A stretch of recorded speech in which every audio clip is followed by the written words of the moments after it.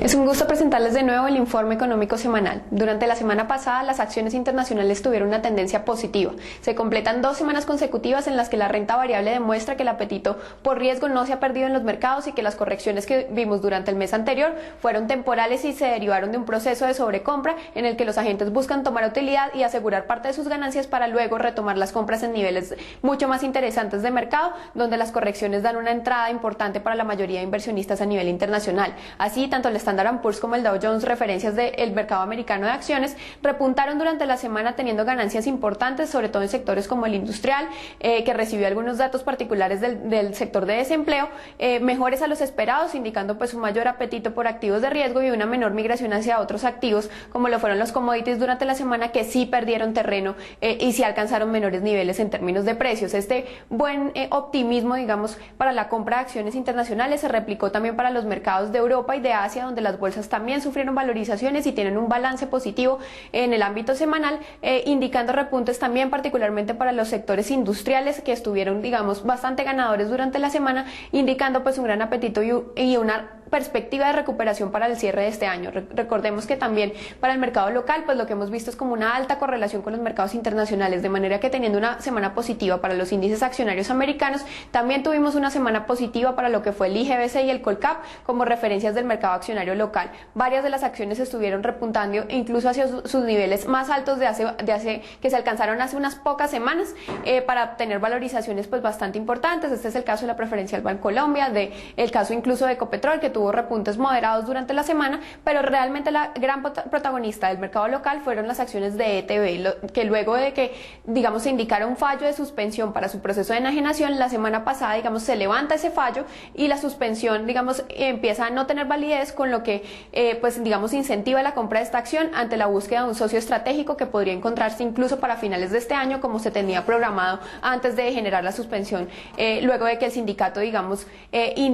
y forzara que un tribunal pues diera lugar a este fallo, pero pues ahorita se soluciona y digamos que se empieza a tener una mucha menor incertidumbre acerca de lo que pueda pasar con esta acción, y por eso fue la gran ganadora de la semana, con una valorización incluso superior al 19%, valorizaciones importantes que no son usuales en el mercado y que son derivadas casi siempre pues de procesos especulativos, en donde hay noticias bastante puntuales que hacen que una acción en particular robe la atención del mercado, no solamente en términos de precio, sino también en términos de volúmenes. En caso de la renta fija internacional, tuvimos también pues digamos algo de valorizaciones importantes. En el caso de Estados Unidos, a pesar de que las acciones tuvieron todo el protagonismo de la semana, pues también se tuvo espacio de liquidez para generar compras para el caso de los tesoros americanos. Así lo vimos en todo lo largo de la curva, pero particularmente en los títulos de larga duración, es decir, de 10, 20 a 30 años, tuvieron también valorizaciones, digamos, bastante importantes, las cuales estuvieron bastante sustentadas en lo que es pues unas buenas perspectivas de recuperación económica, que también ayudarían a que el déficit fiscal del gobierno americano pues no sea,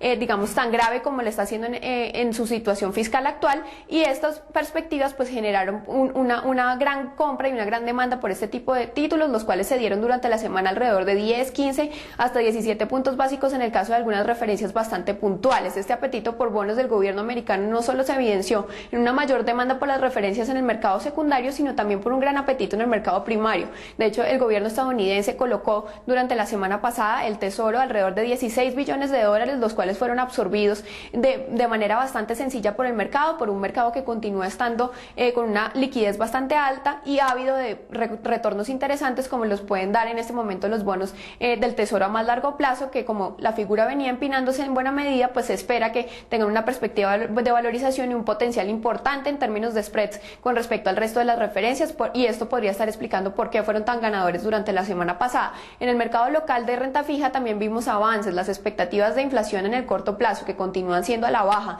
con unas expectativas que para el cierre de este año se mantienen entre el rango del 2.5 al 3%, inflaciones supremamente bajas que no veíamos en el caso, digamos, de la economía colombiana, incluso desde el año 1962, pues digamos que hace y continúa sustentando una gran compra de TES en el mercado local. particularmente en el caso de los test tasa fija, pero también un poco en el caso de los VRs, ya que la inflación de más largo plazo y de mediano plazo, cuyas expectativas no han cedido tanto a la baja, de manera que esto se ha mantenido relativamente estables. Las buenas condiciones de liquidez del mercado continúan estando fuertes, más luego del anuncio del plan o del programa de liquidez para fin de año por parte del Banco de la República, según el cual se ejercerán compras de dólares y TES por un total de 3 billones de pesos. Toda esta especulación alrededor de la mayor demanda por TES por parte del emisor, pues claramente también sustenta mayores compras para el mercado local y sustenta también porque las subastas que se están realizando, que son las últimas del año, sobre todo las de TES de corto plazo, continuaron siendo bastante apetecidas. De hecho, durante la semana pasada, particularmente el jueves, cuando fue la cúspide de las ganancias para el mercado de TES del último mes, lo que vimos fue que las referencias de más corto plazo llegaron bastante cerca del 4%. Una de ellas llegó al 4%, que es nuestra tasa de referencia Banco de la República, indicando pues cómo esta curva ha absorbido en buena medida los últimos movimientos de la tasa de interés. Durante la próxima semana la perspectiva es que estas ganancias continúen en la medida en que se acerca la reunión del Banco de la República, de la Junta Directiva, en la cual fue reprogramada el día que iba a ser el viernes 20 de noviembre para el día 23 de noviembre, lunes, a partir de las 2 de la tarde, y ya estaremos mirando cómo esto pues podría continuar impactando de manera positiva el mercado de bonos del gobierno local. Por el lado de los bienes básicos internacionales, tuvimos una semana bastante regular, a pesar de que el apetito por renta variable internacional continuaba activo. Los inventarios de petróleo que salieron el día jueves desanimaron mucha de la demanda que estaba viéndose en el mercado, sobre todo en el caso del sector de commodities energéticos y en el sector de commodities industriales, los cuales habían estado muy bien demandados entre el lunes y el miércoles, pero que a partir del jueves empiezan a generar un sell-off muy importante que hace que el balance sea negativo para los commodities durante la semana. El crecimiento de los inventarios, no solamente de crudo, sino también de gasolina y de destilados, hicieron digamos que el mercado diera lugar a pensamientos de que tal vez la oferta de crudo está excediéndose para este final de año y que probablemente pues el petróleo no va a seguir repuntando como lo venía haciendo en meses anteriores. Sin embargo, la perspectiva es que esto sea una corrección temporal. Recordemos que el petróleo había venido ganando niveles en semanas anteriores y también ya se hacía necesaria pues una corrección natural del mercado.